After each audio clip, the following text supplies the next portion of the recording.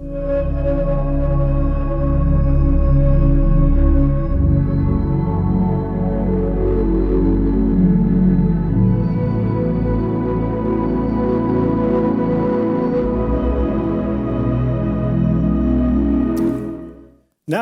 for our first keynote, it's my pleasure to welcome Mr. Karel Vredenburg. Karel has led design in various roles worldwide at IBM for most of his 3 decades with the company. Design leadership, culture, external engagement, and academic programs. And he chairs the design executive team comprised of top managerial executives. Karel also serves as the head of IBM Studios Canada, is the IBM Innovation Core Executive for Canada, and is industry professor in McMaster University DeGroote Schools of Business and Medicine. Most recently, and closely linked to our WDO initiatives, Karel co-founded the Future of Design Education initiative with Don Norman, which aims to rethink design education for the 21st century. Welcome, Karel. Thanks so much, Thomas, and welcome to all of you. I'm delighted to be invited to this amazing conference. So what I'd like to start off with today is really talking about 3 themes that are related to your overall theme with regard to unimagined futures. And I want to talk first about what I call pseudo design, which is something I don't think we should be doing. I'm going to talk then about futures design for an unimagined future. And then finish up with the very thing that Thomas just mentioned, some of the work on the future of design education. So let's start with this topic of pseudo design, or this made up term that I came up with. Let's start with what the problem may be. When you think about design and our design practice in the most conceptual way, we typically think about, and this is the typical IBM loop that now is quite well known, we talk about first observing to really understand our users or who we're trying to design for, and then reflecting on what we've learned, the insights we've gleaned, and then making something, and then going back again and getting feedback on that as well.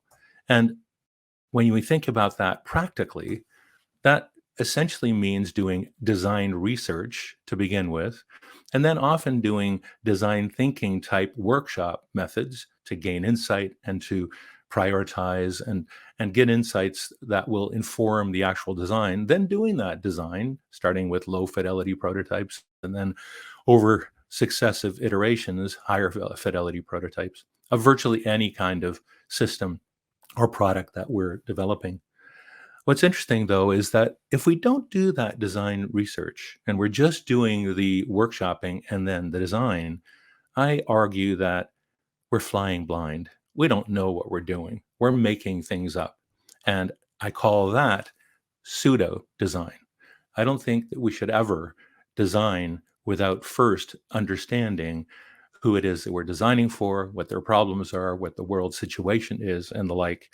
And I came up with the term pseudo, just like pseudo medicine and pseudo science is all about science and medicine that is not evidence-based, based on research.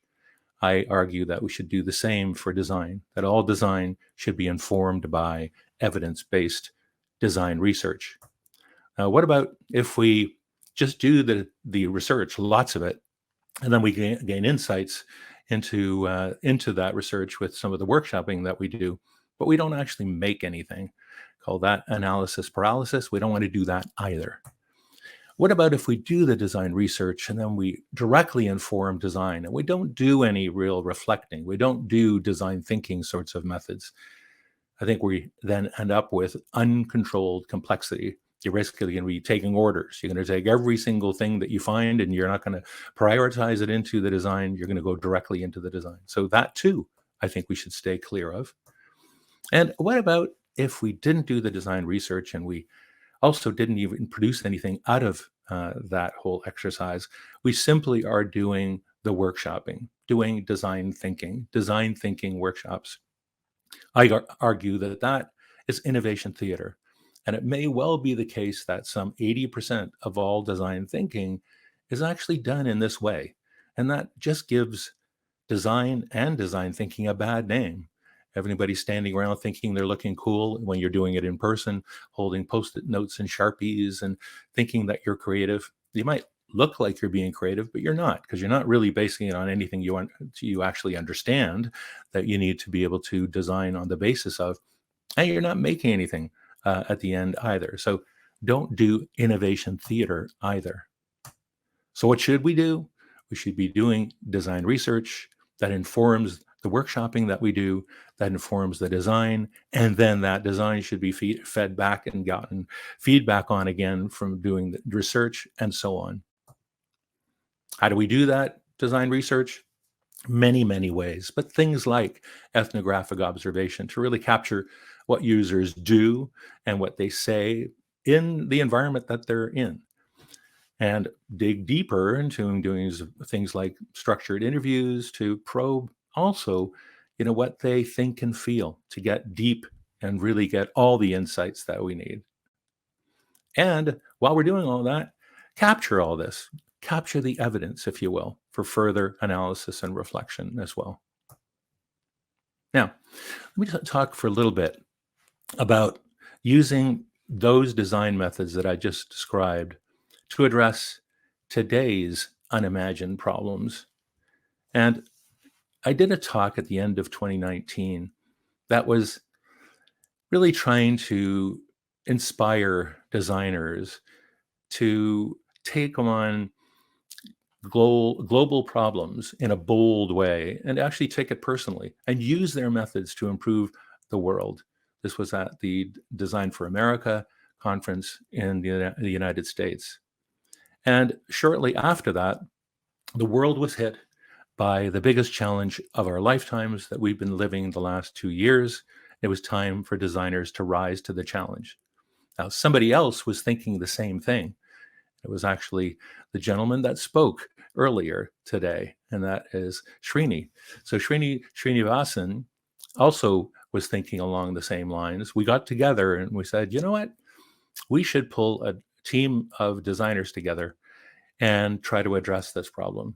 So Srini and actually many members of the board, and also together with Design for America, Rebecca and Liz as well, worked with IBM to also pull together a team of people from around the world to really address some fundamental problems with the pandemic.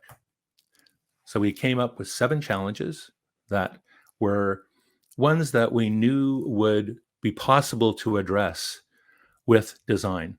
So we came up with those 7 challenges. Put together 21 teams around the world to work on those challenges from 33 countries and 17 time zones. And over a 3-week period with some 225 designers, all working remotely, we came up with some amazing results. Now, what did we do? Came up with those how might we statements. We used our workshopping to determine which ones we should be working on. We did actual design research all around the world with all kinds of these problems. We summarized those, reflected on those, and workshopped those, and creating empathy maps and as is scenario maps. We brainstormed some big ideas and we prioritized those using our prioritization grid. We came up with storyboards of what the future might look like in terms of this new design. We captured some hills and then prototyped those solutions and got feedback on them, all within 3 weeks. And the output of this initiative was phenomenal. We had all kinds of social media campaigns to encourage safe behaviors, lots of those, some thank yous to frontline staff and the like. We even worked with hospitals to further improve and make efficient staff going into ICUs that weren't used to being in ICUs, working on things like trying to prevent domestic abuse, working with education facilities as well, with trying to provide better remote learning, and also even beautiful, wonderful designs of how PPE could be designed in the future as well. Some great ideas. So here was the first example of actually using these methods to address what was an unimagined problem that we thought we would never hit in the overall country, the overall world. And so we got together, used our current methods to really address these problems in a pretty impactful way. And you can visit covid19designchallenge.org to learn more about what all came out of that overall session. What about other problems that we didn't imagine? We also didn't imagine all of the job insecurity that would happen due to the pandemic. And we worked with MIT on another set of challenges that were related to job insecurity. And this was in the United States, and came up with some wonderful new approaches and some startups that actually address this as well. Again, trying to use the current methods that we have in applying them to real world problems that were unimagined. Same thing with working on food insecurity. Again, a really important problem around the world, using methods to address that as well. And even the Trinity Challenge, I actually worked as a judge on this one, trying to address future health emergencies, and even the current one, by really thinking through hard what might be the best way to prevent and also improve upon the delivery of services and the like through global health emergencies. So think about it for a minute. So we can actually address unimagined problems that we encounter rather easily by using the methods we use today. However, if we want to design and get insights for the future, things anticipating what is going to happen in the future, we need to use some additional methods as well. So the problem is that the current methods are really optimized for designing for the present, understanding the present, and then solving problems in the present with our design methods. And if you look at, a timeline of what happened in the past, that's hindsight. What's happening right now, that's insight, as I mentioned earlier. And if you think of what might happen in the future, that's foresight, right? So our current methods are focused here on today. We need to also be looking at the future, and that's foresight. So strategic foresight is a set of methods that's exactly tuned for that, which involves the observe part being scanning and looking for trends and signals, using various mapping and reflecting techniques to get insight from that, and then prototyping future designs and telling stories about what the future might be. What's important about this is not just coming up with one future. This is looking at the possible alternative futures that we should keep in mind. And when we think about going through the pandemic, we've been doing this a lot during the whole pandemic, thinking about, okay, what are some of the signals that we're seeing? Well, what are the infection rates like? What's the vaccination rates around and the like? All of these indicators were ones that we internally started to look at and think, oh, should we be able to do this by this date? I'm sure you thought about that for this conference. Would this conference possibly have been done in person? Well, you were doing, whether you knew it or not, foresighting when you did that kind of analysis. Now, one of the top foresight people that I really admire, Amy Webb, says foresight isn't about making predictions. It's about preparation. It's about making better decisions today, actually, for the future. So the same thing applies, though. We talk about, okay, what if we didn't do that actual design research? We didn't do the early work of actually detecting what it is that may be going on today that might be weak signals and indicators of potential future trends. What if we didn't do that part? We just did the mapping and then the coming up with prototypes of future directions. Lots of people do that, right? We're flying blind with that. We're not really basing it on core insights that we're deriving from actual design research. So here again, we need to make sure that we're doing that research to inform where it is that we're going. So I call that pseudo foresighting if you're not doing that design research at the beginning of it. Now, I'd like to share one quick method that I really like that isn't part of the core methods of foresighting, but one that I actually like to do on a regular basis with any teams. And I, even in my teaching, I always get students to do this as well. when you think of a team coming up with a brand new idea, whether you're solving the world's problems or you're coming up with a product or a service, what's interesting is that teams are always overly positive and optimistic, and naturally they would be. They're coming up with some great new thing that's going to change the world.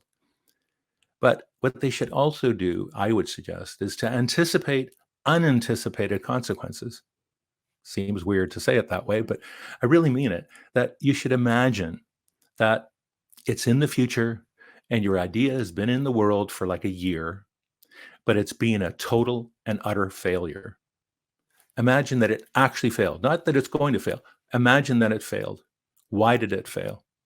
If you go deep in that and then try to understand the trends that may have led to that failure that you may not have been looking at carefully while you're doing your design, and then coming up with the mitigations to prevent that real failure, you're going to be way more effective at future proofing the design that you're coming up with. I think it's an incredibly powerful technique, really simple, and it is future oriented. Now, Thomas also mentioned the work that we've done on the future of design education. We've done that together with members of the WDO as well. And let's think about first what problem we're trying to solve here. I submit that across the world, design education's relevance to the world, I think, is roughly here. Not all programs. A number of you, I'm sure, are doing innovative things in the universities and design schools that you work in. But I think across the globe, I would suggest that most of our design education is kind of not even focused on the problems of today, let alone the future. And I think we need to be working on basically teaching curricula that's appropriate for the world that we're in now and the world that we're going into as well.